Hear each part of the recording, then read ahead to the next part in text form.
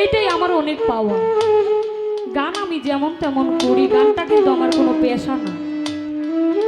এটা বাবা আপনিও জানেন, গান কিন্তু আমি পেশা হিসাবে করি না। লেখাপড়ার পাশাপাশি বাবার ইচ্ছা, দাদার ইচ্ছা ছিল, তাই এই গানটাকে আমার মাধ্যমে ধরে রাখার চেষ্টা রাখি, যেভাবে এই বাউল গানটা সুন্দর থাকে, যেন আপনারা যখন না থাকবেন এই গানটা ধরে তো রাখতে হবে। এখন আমরা যদি ধরে না রাখি তাহলে এটা কি বিলুপ্ত হয়ে যাবে না? যে অবস্থা শুরু হয়েছে, এই বাউল গানের মান আর থাকবেই না।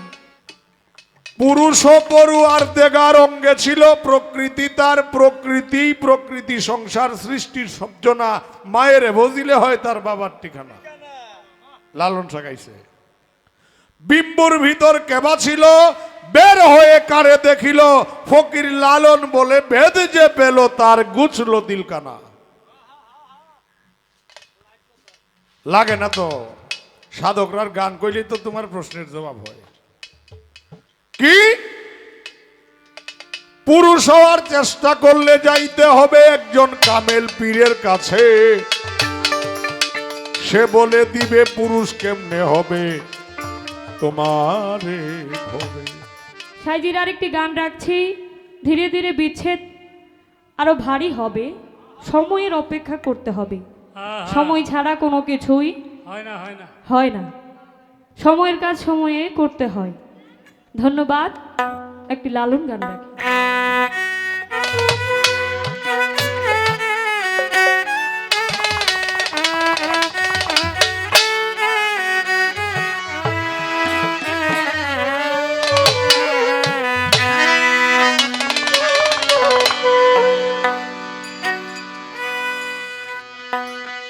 দেখে ভবনতীর তুফান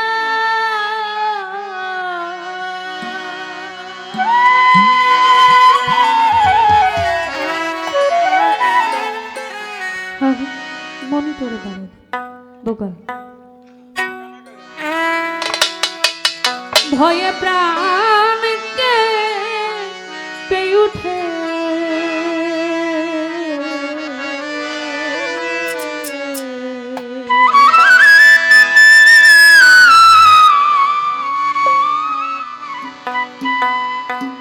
এসো দয়া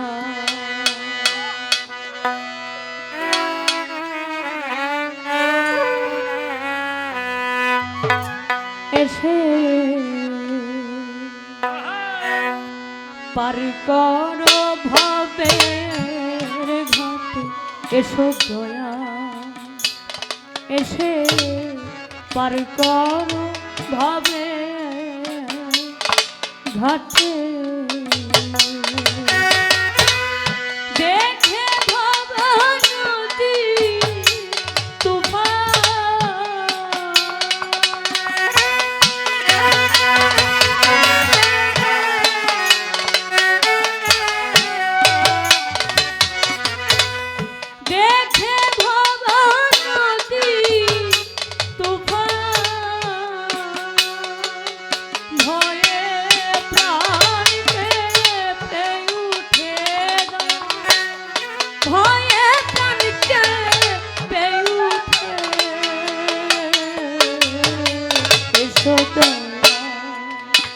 এসে পার করো ভবের ঘাটে, এসো দয়া এসে পার করো ভবের ঘাটে।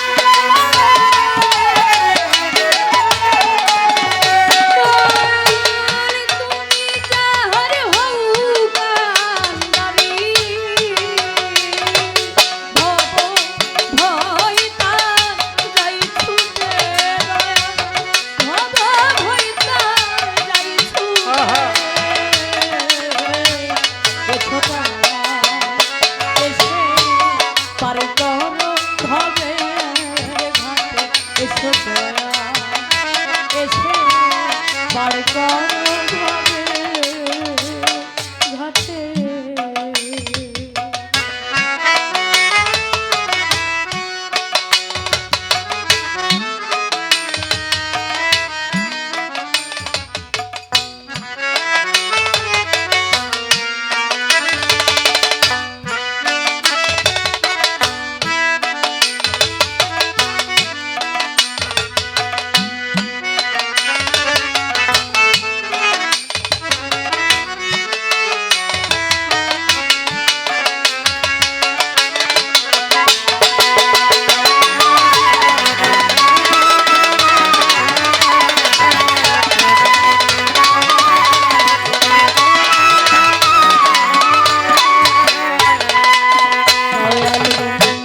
সাধনার বল যাদের ছিল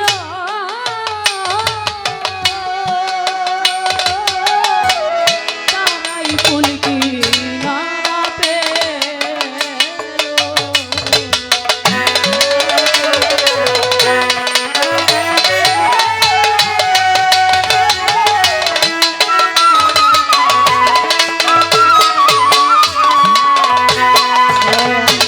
সাধনার বল যাদের ছিল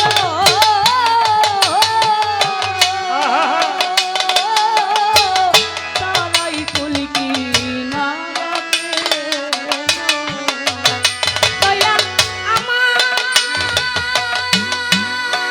দিন বিফলে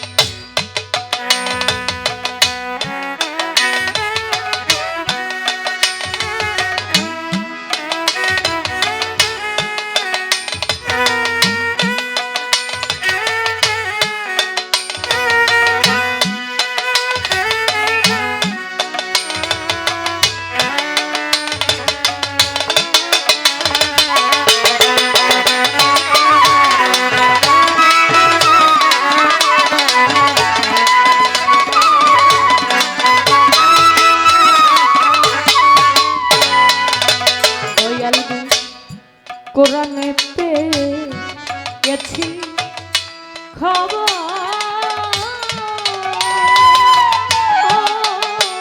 ফকির পাবো নামটি রে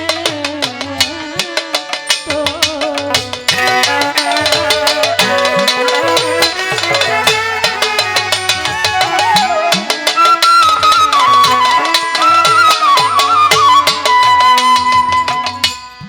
কোরআনে পেয়েছি খবর পতিত পাবন নামটি যেত। এই পতিত পাবন শব্দটা কি, এর অর্থটা কি, বিষয়টা আগে জানতে হবে, তাহলে এই গানের অর্থ বোঝা যাবে। এই পতিত পাবন কে, পতিত পাবন অর্থটা কি, ছোট করে এই বিষয়টা একটু আমার বাজান আলোচনা করবেন। আমি কোরআনে পেয়েছি খবর পতিত পাবন নামটি যেত। কিছু আলোচনা রেখেছিলেন যে আসলে বাবারা এই বাউল গানের যে অবস্থা, কত রকম কত শিল্পী এখন দেখা যায়। তো বাজান আমাকে সতর্কতামূলক কিছু কথা বলেছেন, যে জিনিসটা ভালো হয় বাবা ওই জিনিসটা শুরু থেকেই ভালো হয়। আমি যেখানে যাই, যে জায়গাতেই যাই, কেবলমাত্র গান শুরু আমার, কিন্তু কেন জানি মানুষ যে দরবারেই যাই না কেন, মানুষ অন্তত এইটা বলে যে গান যেমন তেমন, মেয়েটা ভদ্র আছে। এইটাই আমার অনেক পাওয়া। গান আমি যেমন তেমন করি, গানটা কিন্তু আমার কোনো পেশা না। এটা বাবা আপনিও জানেন, গান কিন্তু আমি পেশা হিসাবে করি না। লেখাপড়ার পাশাপাশি বাবার ইচ্ছা, দাদার ইচ্ছা ছিল, তাই এই গানটাকে আমার মাধ্যমে ধরে রাখার চেষ্টা রাখি, যেভাবে এই বাউল গানটা সুন্দর থাকে, যেন আপনারা যখন না থাকবেন এই গানটা ধরে তো রাখতে হবে। এখন আমরা যদি ধরে না রাখি তাহলে এটা কি বিলুপ্ত হয়ে যাবে না? যে অবস্থা শুরু হয়েছে, এই বাউল গানের মান আর থাকবেই না। চেষ্টা করি সবসময় সাধকদের গান করার জন্য। বাবা দোয়া রাখবেন যেন যেটুকু আছে ধরে যেন রাখতে পারে। বাউল গানের সুনাম যদি করতে নাও পারি, অন্তত আমার পক্ষ হতে যেন কোনো কলঙ্ক না আসে। এই বাউল গানটা যেভাবে করা উচিত আমি যেন সেইভাবে করে যেতে পারি, দোয়া রাখবেন। এবং সাইজি তার এই গানে যে কথাটা রেখেছেন, এই কথাটার অর্থটা আমাদের বুঝিয়ে দিবেন। আজকে এইখানে এত সুন্দর এক আয়োজন, জনাব আলী মস্তান শাহ। কত মানুষ দেখেন মরে যায়, কত মানুষের লাশ পাওয়া যায় না, এমন জায়গায় তাদেরকে কবর রাখা হয়, তাদের কোনো অস্তিত্বই পাওয়া যায় না। কিন্তু এই অলি আউলিয়া যারা আজকে যার দরবারে আমরা আছি, তাকে স্মরণ করে আমরা কতগুলো মানুষ এই বাউল গানটা শুনছি, তাকে উসিলা করে। অবশ্যই তার কোনো কর্ম ছিল, যে যেমন কর্ম করবে সে তেমন ফলটাই পাবে। তাহলে এটা কি কর্ম করে এটা অর্জন করলো যে মানুষ তিনি পর্দা নেওয়ার পরেও তাকে নিয়ে গান করা হয়, তাকে স্মরণ করা হয়, সে কি এমন কর্ম করেছে। আমরা এখানে এতগুলো মানুষ, সবার কিন্তু বাবা মাঝার হবে না, সবাইকে কেউ মনে রাখবে না। কিছুদিন মনে রাখবে, কিছুদিন কাঁদবে, তারপর আর কেউ আপনার কথা মনে রাখবে না। কিন্তু আপনি যদি ওই কর্মটা করে যেতে পারেন, তাহলে আপনাকে মানুষ যুগে যুগে স্মরণে রাখবে, যেমন স্মরণে রেখেছেন আমাদের ময়মনসিংহের সাধক জালালউদ্দিন খাঁ সাহেব। এই গানের মাধ্যমে বেঁচে আছে অনেক সাধক, অনেক গীতিকার। এই আলোচনাটুকু দরদির কাছে আমি জানতে চাই, সুন্দরভাবে একটু বুঝিয়ে দেবেন। আমি কোরআনেতে গেছি খবর, পতির পাবো নামটি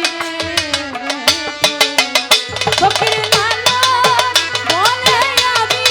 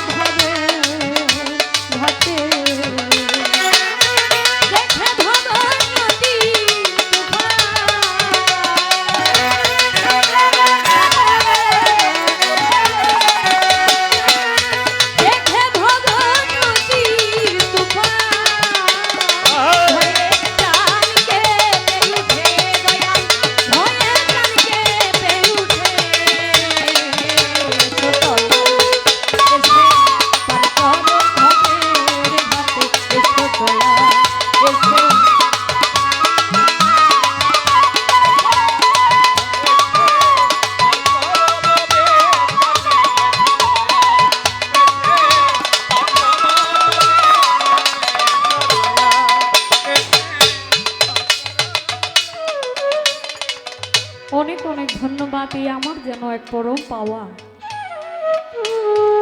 গান শুনে কোনো শিল্পী যদি কোনো শিল্পীকে টাকা দেয়, সেই ক্ষেত্রে আমি ওনার সামনে তো শিল্পী তো দূরের কথা, সামনে দাঁড়ানোর যোগ্যতাটা মনে হয় আমার নাই।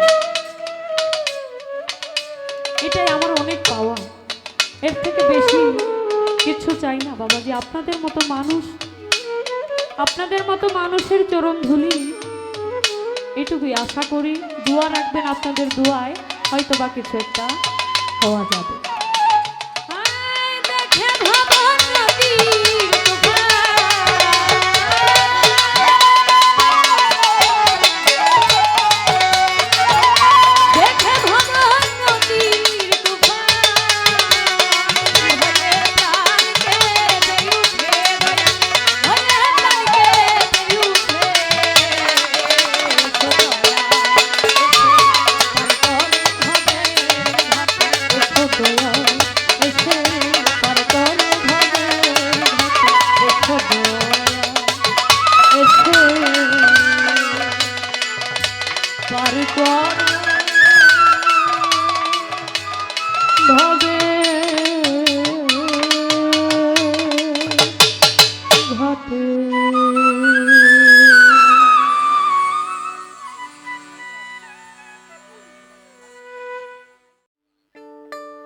দয়াল এসে পার করো ভবের কাটে।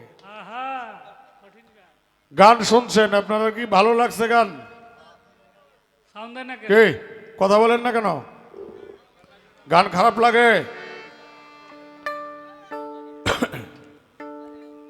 এখন শেষে তার বক্তব্য হলো পতিত পাবন নামটি কি, পতিত পাবনের অর্থ কি? দয়াল যে পতিত পাবন, এই বলাবা নয়,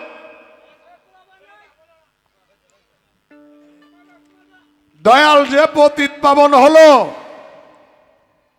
এটা কিভাবে কেন?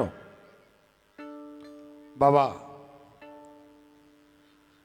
পতিত পাবন, এই পতিত অর্থ ফাঁকা, পাবন অর্থ পতিতের ফাঁকাকে পূর্ণ করা, যে পূর্ণ করে সেটাকেই বলা হয় পতিত পাবন। কেন? তুমি একা অন্ধকার, গুরু শব্দ, যে গুতে অন্ধকার, রুতে আলোকিত, গুকে রুর ধারায় আলোকিত করা হয়। গু হইল পতিত, রু হইল পাবন। অর্থ তোমার যে প্রতিপালক, তিনি হলেন পতিত পাবন। আর আল্লাহ কুরআন শরীফে বলেছেন, আলা ইন্না আউলিয়া আল্লাহ লা খাউফুন আলাইহিম হুম ইয়াহজানুন, আমার আল্লাহর ওলিদের কোনো ভয় নাই, নাই তাদের কোনো চিন্তা। তোমরা যেরকম পৃথিবীতে থেকে নিয়ামত প্রাপ্ত, আমার আল্লাহর ওলিরাও মাজারে থেকে আমি আল্লাহর নিয়ামত প্রাপ্ত। কোরআন শরীফ সূরা মধ্যে লেখছে কি, আলা ইন্না আউলিয়া আল্লাহ লা খাউফুন আলাইহিম হুম ইয়াহজানুন, অবশ্যই আমার ওলিরা মাজারে জিন্দা। এখন জিন্দা থাকলে হইলে কোন কর্মকরণ লাগবে, এটা জিজ্ঞাসা না? জিজ্ঞাসা তো? আচ্ছা, এটা আমি গানের মাঝেই কই বাবা।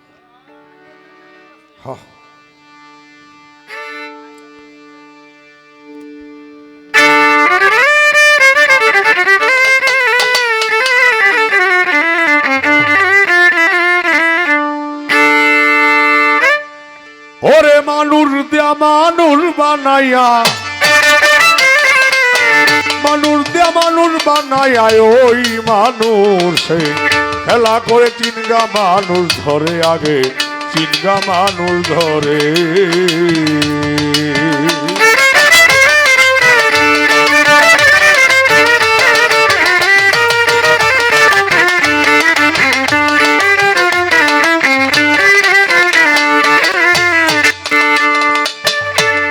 ওরে কিসে দেবতার তুলনা, কায়া ভিন্ন প্রমাণ হয় না, পশু পাখি জীবাদি যত এ সংসারে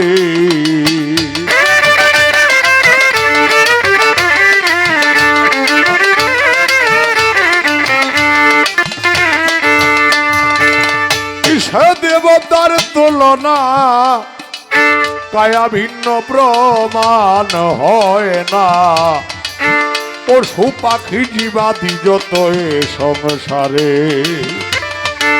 দুটি ভান্ডের পানি দিয়ায় অষ্ট জিনিস গলে লুভি মন মন রে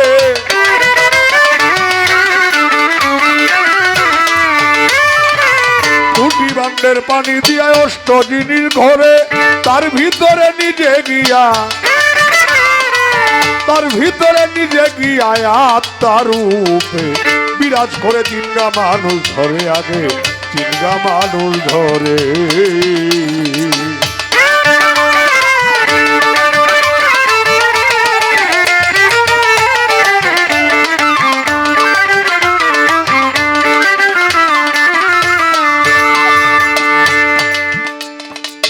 কিসে দেব তার তুলনা কায়া ভিন্ন প্রমাণ হয় না পশু পাখি জীবাদি যত এ সংসারে যার কায়া দেখা যায় না সে আবার হাজার হাজার লক্ষ লক্ষ কায়ার সৃষ্টির মালিক। আমার কথা বুঝতে কোনো সমস্যা হয়েছে? যারে দেখা যায় না, যার কায়া নাই, যার ছায়া নাই, তিনি হাজার হাজার লক্ষ লক্ষ কোটি কোটি ছায়ার মালিক। জালালউদ্দিন কা বলছে কিসে দেব তার তুলনা কায়া ভিন্ন প্রমাণ হয় না পশু পাখি জীবাদি যত এ সংসারে দুটি ভান্ডের পানি দিয়া অষ্ট জিনিস গড়ে তার ভিতরে নিজেই গিয়ে আত্মরূপে বিরাজ করে। কোরআন শরীফে বলছে আলা কুল্লি শাইন কাদির আলা কুল্লি শাইন মই, আমি সদা সর্ব জায়গায় বিরাজমান। আরো কোরআন শরীফে বলেছেন ইন্নাল্লাহ খালাকা আলা আদাম আলা সুরাতিহি, আমি নিশ্চয় আমি আল্লাহ আদমের সুরতে আমার সুরতকে আমি আমার সুরতে আদমকে বানিয়েছি। যে কারণে বাবা এই কথা বলে কি ওরে তন্নি মায়া সুতে জাল বানায়া প্রেমের ঘরে ভাব জাগায়া প্রাণেতে প্রাণ মিশায়া রহে জগৎ জুড়ে।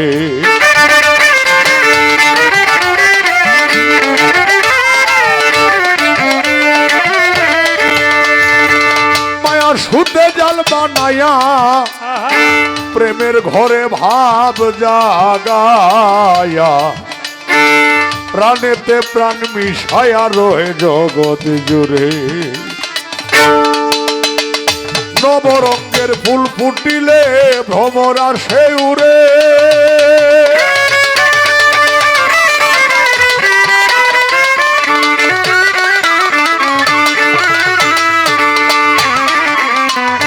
নবরঙ্গের ফুল ফুটিলে ভ্রমরা সে উড়ে। ফুলের মধু দেখতে সাদা, ফুলের মধু দেখতে সাদায় আপন খেয়ে উধর ভরে চিনগা মানুষ ধরে আগে চিনগা মানুষ ধরে।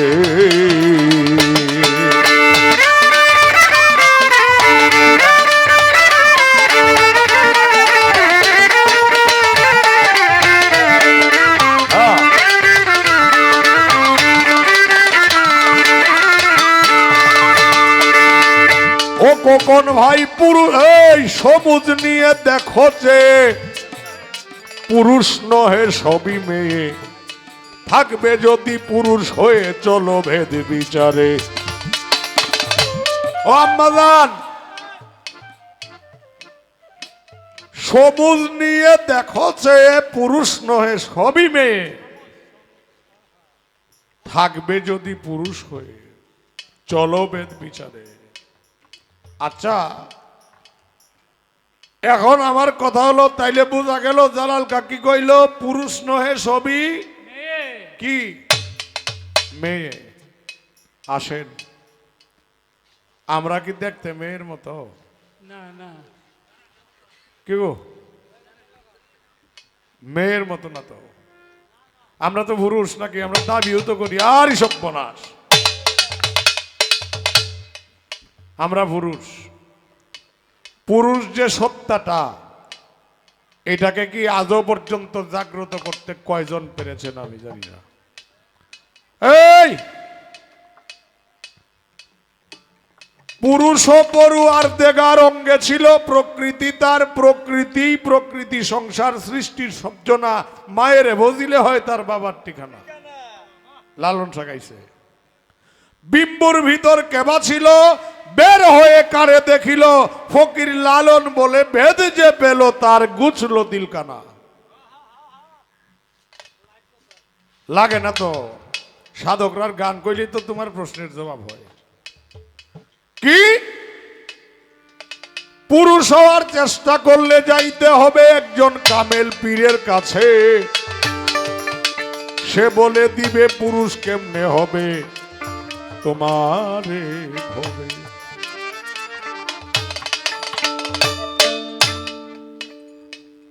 আচ্ছা, আমরা যে বায়াত হইছি মুর্শিদের কাছে, আমি আপনাদের কাছে একটা কথা জিজ্ঞাসা করব, এখানে কি যারা তরিকতপন্থী তাদেরকে সাধারণ মানুষরা জিগাই না, আমি যদি একজনও তরিকতপন্থী থাকেন আমি তাকেই জিজ্ঞাসা করছি, আমরা যে বায়াত হইছি এখানে কি আমাদের স্বামী মুর্শিদ না আমরা স্বামী?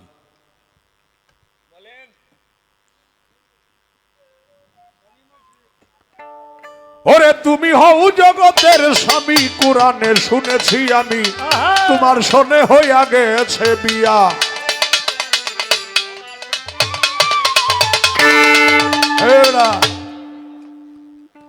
যে সময় বায়াত হইছি, এটা গান আছে না রশি সরকারের, দিল কোরআনের হাফেজ যারা তারাই জানে পদ্ধতি, মোরা ছেলে বিয়ে করে নব যুবতী। আর এই মরা ছেলেটা মুর্শিদ আপনাদের দেই কইয়া, এই যুবতী নারী আপনি আপনারে দেই কইয়া। এই কারণে জালালকা কইছে সমুজ নিয়ে দেখছে পুরুষ নহে সবই মেয়ে। থাকবে যদি পুরুষ হয়ে চলনের বিচারে,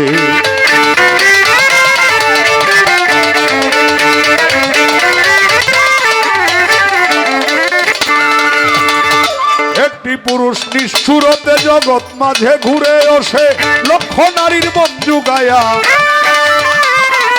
লক্ষ নারীর মন জুগায়া প্রেমের মরা। আপনি মরে প্রেমের মরা, আপনি মরে তিনগা মানুষ ধরে, আগে তিনগা মানুষ ধরে, মানুষ দা মানুষ বানায়া, মানুষ দা মানুষ বানায়া ওই মানুষে খেলা করে তিনগা মানুষ ধরে, আগে তিনগা মানুষ ধরে, আগে তিনগা মানুষ ধরে।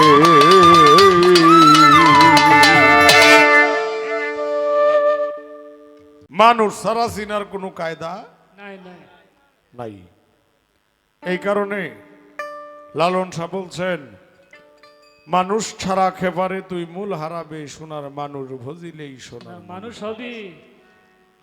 মানুষ না বুঝলে মানুষ হওয়া যায় না। কোন কর্ম করেছে, কোন কর্ম করেছে মাস্তান শাহ, যে কারণে হাজার হাজার মানুষ আসে। আল্লাহ কোরআন শরীফের এক জায়গায় বলেন, আমার কাজ করতে করতে, আমার গুণগান গাইতে গাইতে যখন আমি হয়ে যাই তার, সে হয়ে যায় আমার, তখন তার হাত থাকে না, এটা হয়ে যায় আল্লাহর হাত। তার পাও থাকে না, হয়ে যায় আল্লাহর পাও। তার জবান তার জবান থাকে না। আল্লাহ বলছে তখন আমি নিজে তার ভিতরে বাস্তব বিদ্যমান হয়ে আমি আমার বাক্য প্রকাশ করি। কেন জানো? এই মনসুর আল্লাহ কি কইছে, আনাল হক না? হ্যাঁ, এটা আপনারা জানেন না? আয়নাল হক কইছে না? আনা আয়নাল না, কিন্তু আনা আল হক। আনা অর্থ আমি, হক মানে খোদা। এখন ফেরাউন কইছে আনাল হক, ফেরাউন কইয়া কি বাঁচছে নাকি? নীল দরিয়ার ডুববে মারছে, আল্লাহ মারছে না? নমরুজ কইছে আমি খোদা, করছে কি জানেন? 1 মাস আগে ঢুকছে ভিতরে গিয়া মাথার তালুর মধ্যে কামড় দেয়, নিজের হাতে নিজে লাঠি লইয়া যার মাথায় তার মাথায় নিজেই বাড়ি দিয়া মারা গেছে। সত্য না মিছা? মনসুর হেল্লাজের হাত কাটা হইছে, পাও কাটা হইছে, শুলে চড়ানো হইছে, বাডা হইছে, ছাই করা হইছে, মাংস টুকরা টুকরা করা হইছে। প্রত্যেকটা জায়গায় ধনী হয়েছে আনাল হক। কি সত্য না মিছা? তাইলে এর জন্য মুস্তাক আহমেদ রহমতুল্লাহ আলাইহি একটি বইয়ের মধ্যে বলছে, মনসুর কখনো আনাল হক বলতে পারে না। মনসুরের ভিতরে নিজে ক্ষুধা বৃদ্ধবান হয়ে তার নিজের বাণী সে নিজেই প্রকাশ করেছে। বাবা এই কাম করলে তোমার বাড়িতেও মানুষ যাইব।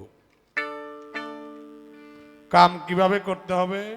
লালন শাহ বলছে, আইন ভেজিলেন রসুল আল্লাহ, মুখে পড়রে সদায় লা ইলাহা ইল্লাল্লাহ। লা ইলাহা নফিসে হয়, ইল্লাল্লাহতেই দিন দয়াময়, নফি এজবাতে তাহারি কয়, সেহেতু ইবাদতুল্লাহ, মুখে পড়রে সদায় লা ইলাহা ইল্লাল্লাহ।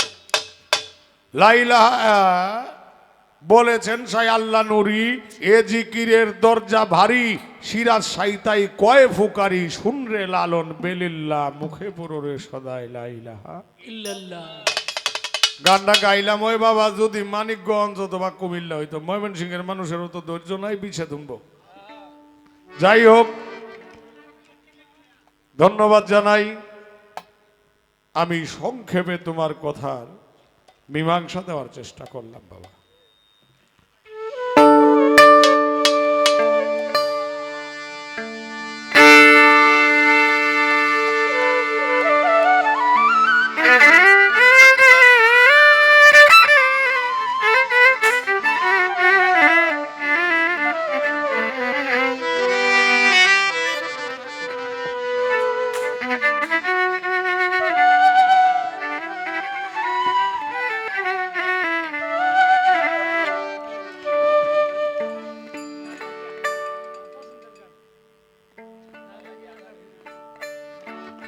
ধন্যবাদ। আজকে সারা রাত্র আমরা গান করতেছি, কথা বলতেছি, আপনাদের কাছে কিরকম লাগতেছে জানি না, হয়তো কারণ পালা গান করার মানুষ আমি তো। তোর নিজে গানগুলি গাইতেছে, বাবার সাথে একটা কথা হইছে যে কোনো ব্যাপারে আমার সাথে আজকে হইছে, জানো এটা আমারে কইতে, আমি হেইটা তাহলে তুই এইটা কি ভাই? পরে আমি কইছি, আমার তো এক কান্দে ফুসবো, আপনার ফুসবো কিভাবে? হ্যাঁ, তা আমার এই দিক দিয়ে ফুসে গেছে। মা আরো কয়টা ভালো ভালো গান শোনাইবা যেন আমার মনটা একটু ভরতে পারে। ধন্যবাদ। আর একটা বিচ্ছেদ গান করি।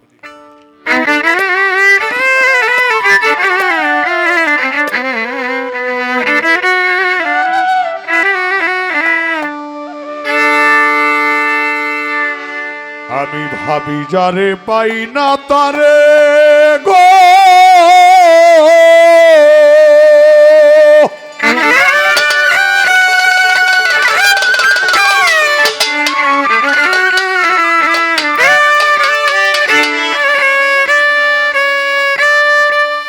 ওরে সখী বিধি যদি না মিলায়, না মিলায়,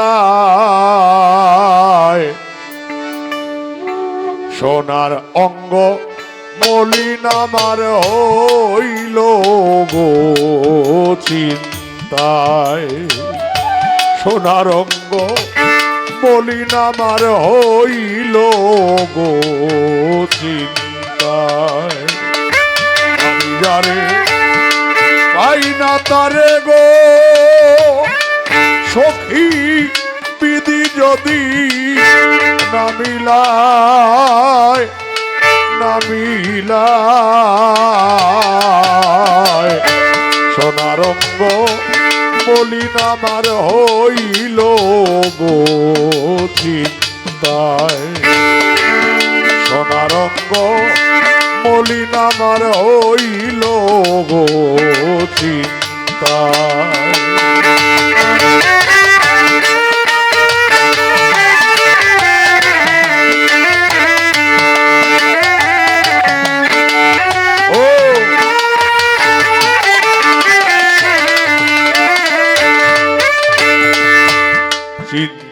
কিসে হয় গো বারণ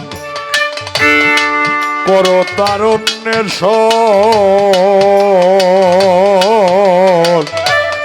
চিন্তা রোগের ঔষধ তোমরা করো নিরূপণ চিন্তা কিসে হয় গো বারণ করো তারণ্যের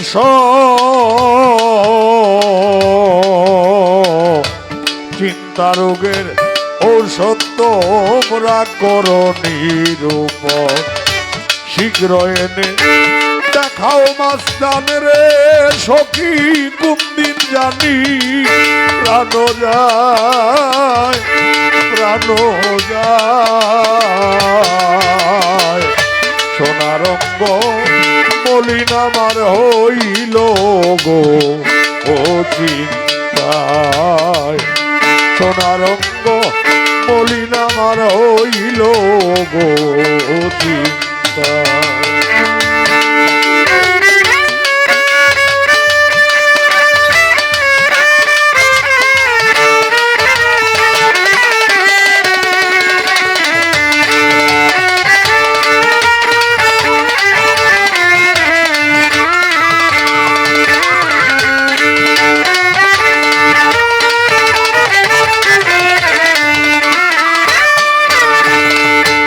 আমি দোষ দিব আর কারে রে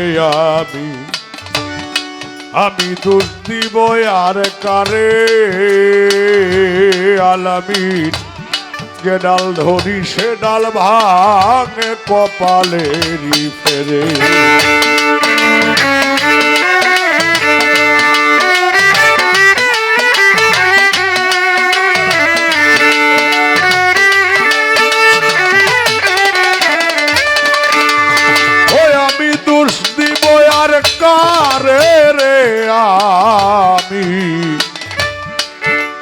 আমি দোষ দিব আর কারে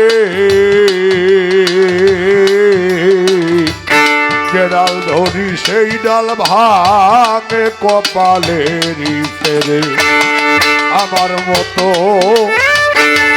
এমন দুঃখী রে সখী নাই বুঝি রে ধরা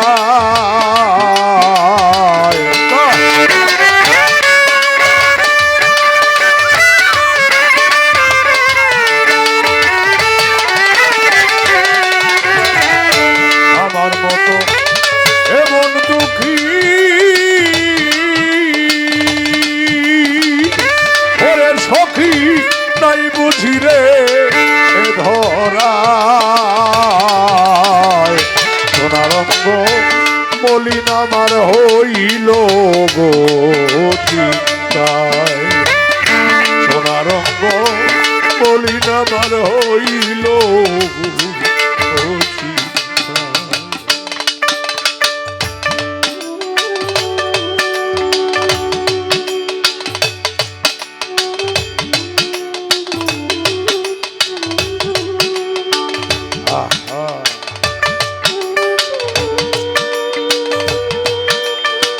क्या बात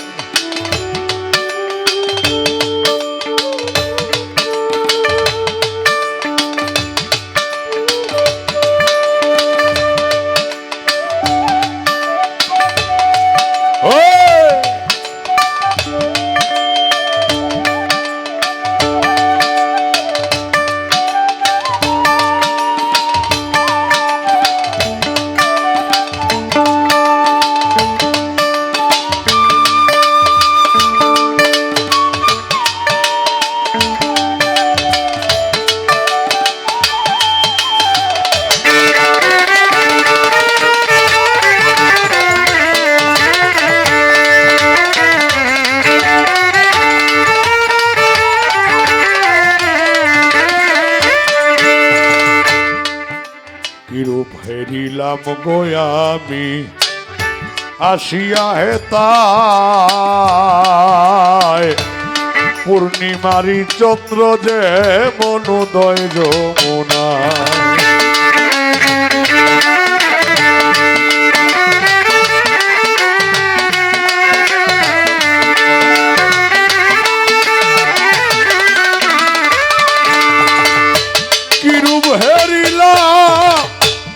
ও আমি কি রূপ হেরিলাম গো আমি আসিয়া হেতায় পূর্ণিমারি চন্দ্র যে মনোদয় যমুনায় কাঙা লোকিল বলে কি হেরিলাম গো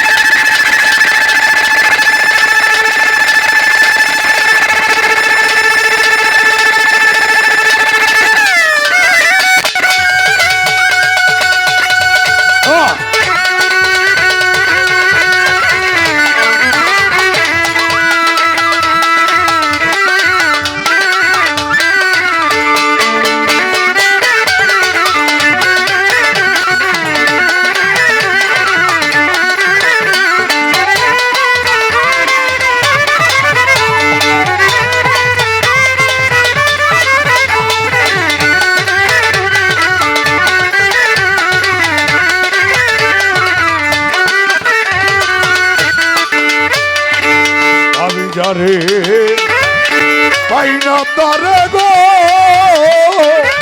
সখী বিধি যদি না মিলায়